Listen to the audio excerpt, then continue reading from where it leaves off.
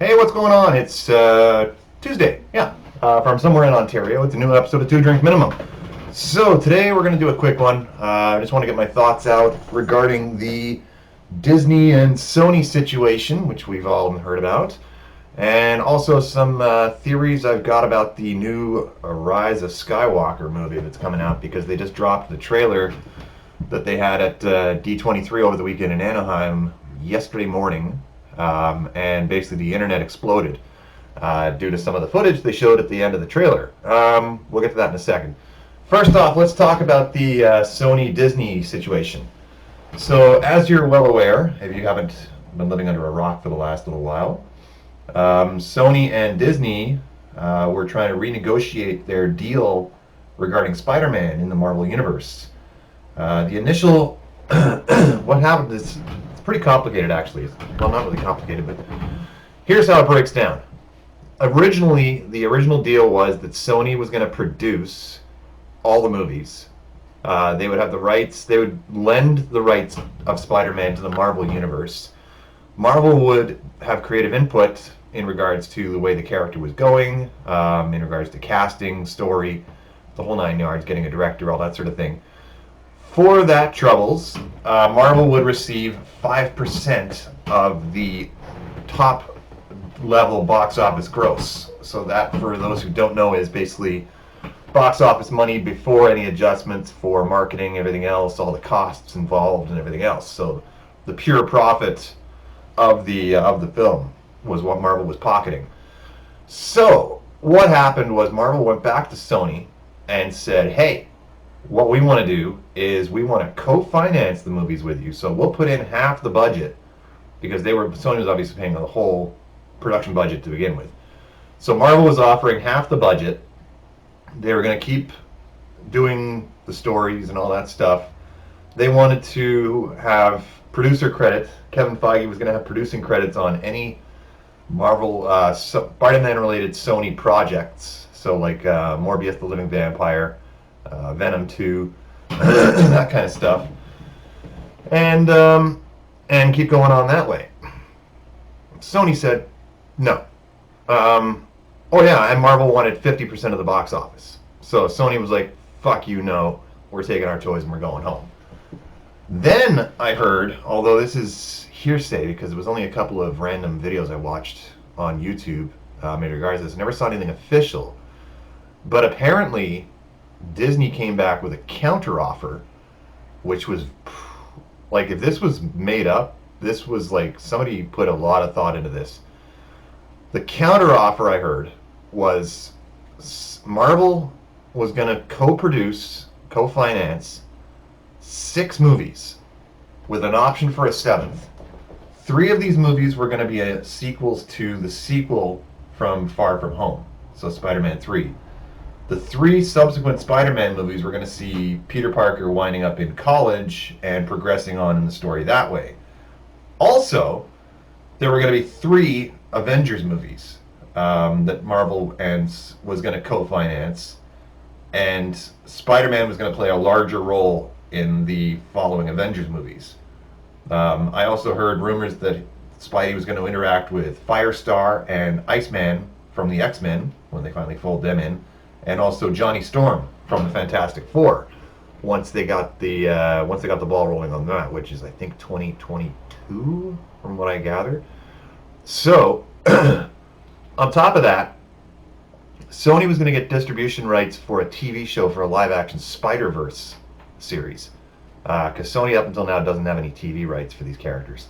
So Marvel was going to give them TV rights to do Spider-Verse live-action shows like Miles Morales, Gwen Stacy, Spider-Gwen, all that kind of stuff. Disney was going to keep the distribution rights for streaming for Disney Plus for all the Marvel movies, obviously, because they got Disney Plus opening up on November 12th. What else was it? One picture extra option. Streaming services to Disney. Sony got the TV show. Venom was going to fold into the Marvel Universe. And Marvel was going to co-produce and oversee all the subsequent Sony Spider-Man properties. There was a caveat in there, apparently, if Sony was ever bought by any other studio or corporation, that the rights to Spider-Man would immediately revert to Marvel without any questions. For that, Marvel wanted 30%. So I'm not sure if this was a bullshit thing, like somebody just cooked it up off the top of their head. Like I said, if they did, that's some pretty fucking in-depth, detailed description of what the deal was going to be. Alas, apparently not happening. Kevin Feige at D23 was quoted as saying, we had a good run. It was never meant to last forever. We did 5 really good movies, and that's all there is. Who knows what the future holds, but for right now, this is how it's going to be. So Marvel is not going to be able to use Spider-Man in movies moving forward, which really sucks ass, because they've really established a really good character over Civil War, Infinity War, Endgame, Homecoming, and Far From Home. But yeah, no Marvel Spidey anymore. It's going to go back to Sony. They think they've got the recipe down pat now, because they've made 5 movies that Marvel basically held their hand to make, and because give them credit where credit's due. Spider-Verse won the Best Animated Oscar, and that was something. Venom with Tom Hardy made almost $900 million worldwide, which is still more than any of the Raimi or Mark Webb Spider-Man movies ever made. So, yeah, they're doing okay, but I still don't have any faith that they're going to be able to do a proper Spider-Man movie, because they have shown no inkling that they know what the hell to do with this character without Marvel helping out. I mean, this is coming from the studio that at one point wanted to do an Aunt May standalone movie. I mean, what was that going to be? 2 hours of Aunt May baking cookies and, ironing Spidey's outfit? I don't know. Fingers crossed. I'm cautiously optimistic. They're keeping Tom Holland. He's got one more picture on his contract for the Spider-Man Far From Home sequel, whatever that's going to be, whenever that's going to be. I've heard Sony wants to roll Venom into Spider-Man and team them up or pit them against each other or something like that. There's a good chance, although they're shooting it right now, I was going to say that there's a good chance that Spidey might show up in Morbius the Living Vampire, which would make sense because most of these Marvel characters and villains, you can't have them without having Spider-Man. My only concern at this point now, though, is that Sony has said they're going to continue the story that's been established and keep going from where we left off with Far From Home. The only problem with that is with the split now, Sony can't reference Tony Stark. They can't use Stark tech, so Spidey's going to need a new suit. They can't use Nick Fury. They can't use S.H.I.E.L.D. They can't use Happy Hogan. They can't use Maria Hill. It's even sketchy and questionable as to whether or not they can reference Vulture or Mysterio, because those 2 movies were Marvel products. So how they're going to continue the story without being able to use any of that IP is really a head scratcher. The other problem is how they're going to just explain in the Marvel universe, Spider-Man's just gone. Where'd he go? I don't know. So it's really kind of a head scratcher as to how this is all going to work out. Like I said, I'm cautiously optimistic that Sony doesn't shit the bed entirely.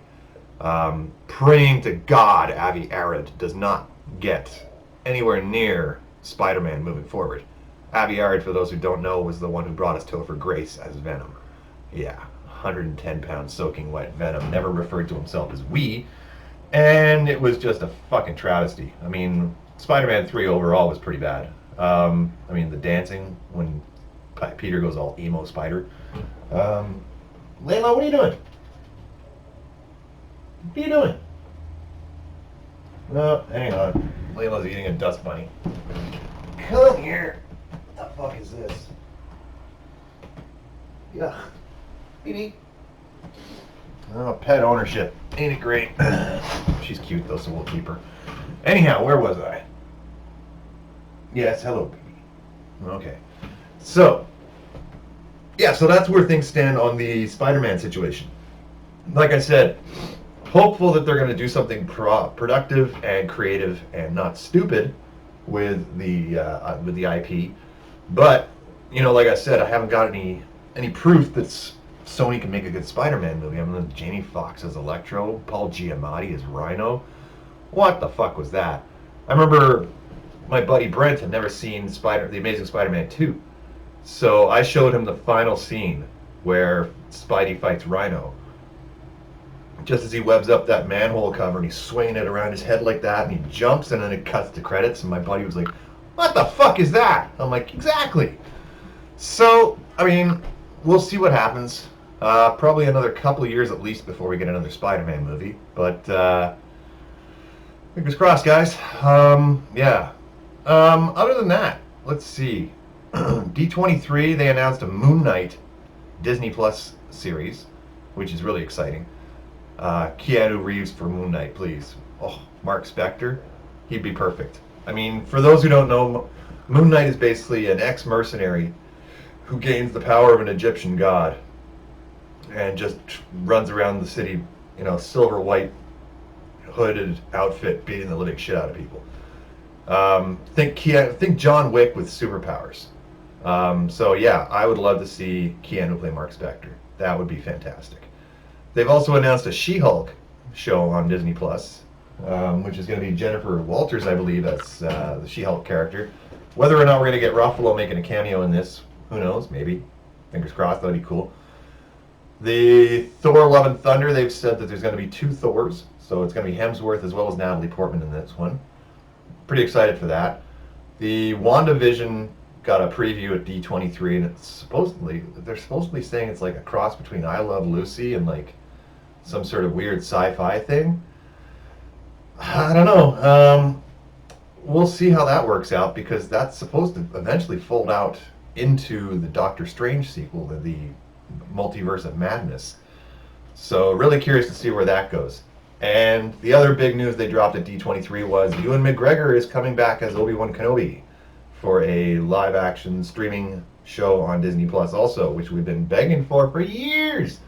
Finally, they get off their asses and do it. Apparently, the scripts are all done. They're ready to go. They're starting to shoot next year.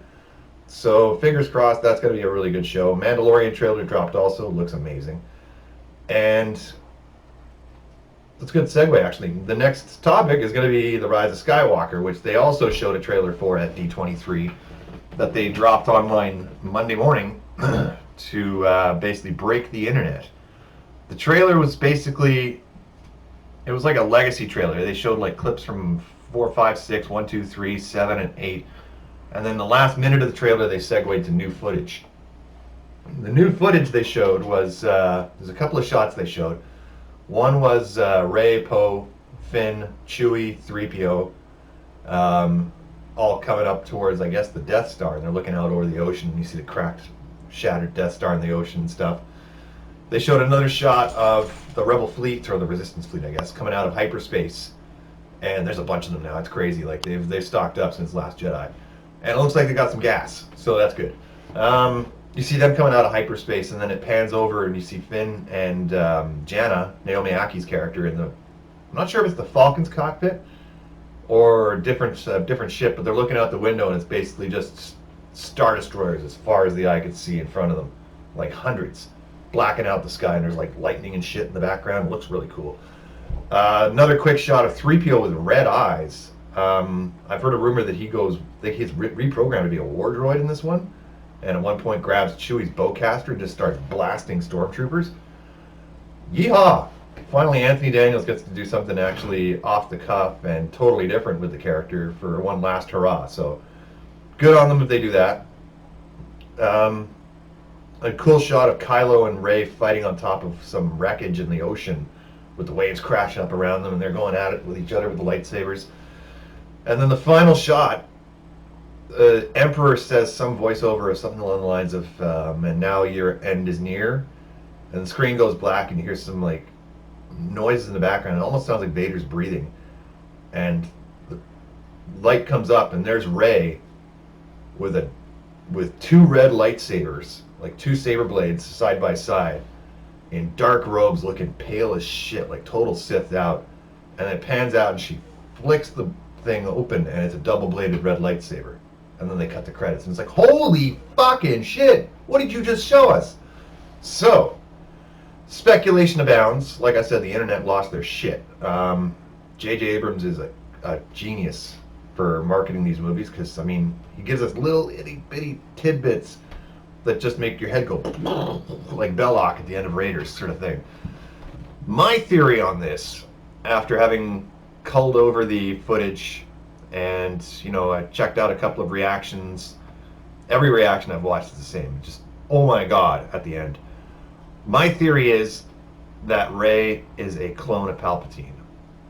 Um, that being said, multiple clones of Rey.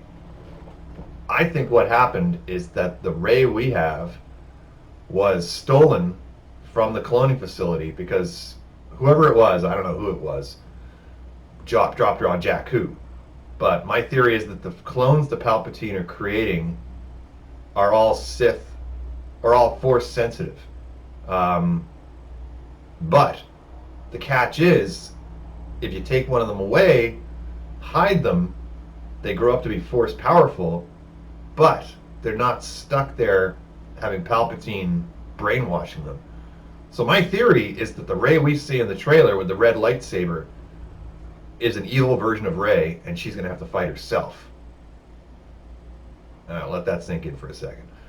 There's a lot of other theories. Some people think she actually goes dark side. There's a theory that she's just pulling a fast one and making it look like she's gone dark side to bluff it. I don't think, after all we've gone through with this character, that she's going to turn around and go dark side. She's just too innately good. I mean, she had the chance in 8 when Kylo was like, let's tear everything down, end everything, we'll kill all the Sith, all the Jedi, we'll wipe the slate clean, and we'll start over, and we'll rule the galaxy together. And she's like, no. So at this point, I really don't see her going evil, just for the sake of going evil. There's theories that Palpatine possesses her. The ongoing theory is that Palpatine survived by possessing bodies and like taking them over. I think Snoke might have been either a clone of Palpatine, or an old version of a clone of Palpatine that just was like broken down and not working anymore. Or it could have been that Palpatine had possessed Snoke, and that's why he was rotting away and looking like looked like shit, because Palpatine's spirit was basically eroding the body. Wouldn't explain how Kylo managed to get the drop on him unless, I mean, Snoke in that scene too reminded me of Palpatine. He's just the overly confident, oh yeah, this is what's going to happen now. You're going to take up your saber, you're going to turn it on, and you're going to kill your one enemy. Just so full of himself, can't see the trees for the forest, and Kylo got the drop on him and cut him right in half. So interesting how this is going to go. I'm still hedging my bets on Rey being a clone of Palpatine. That's why when she was in the cave and she said, "Show me my parents," and all she saw was herself. So she has no parents. So technically, I mean, Kylo said that your parents were drunks that sold you for drinking money in 8, which isn't right. BB, come here. Let's get this little girl out of trouble here.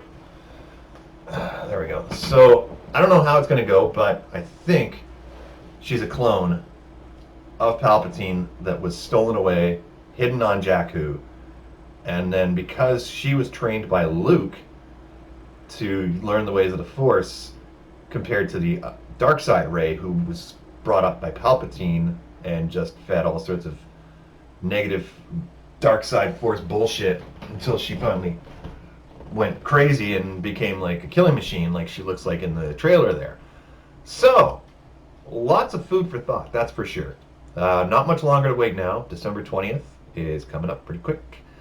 I'm praying that JJ doesn't drop the ball with this, because after 8 and the amount of bullshit and complaints that people dropped on that movie, I personally thought it was okay.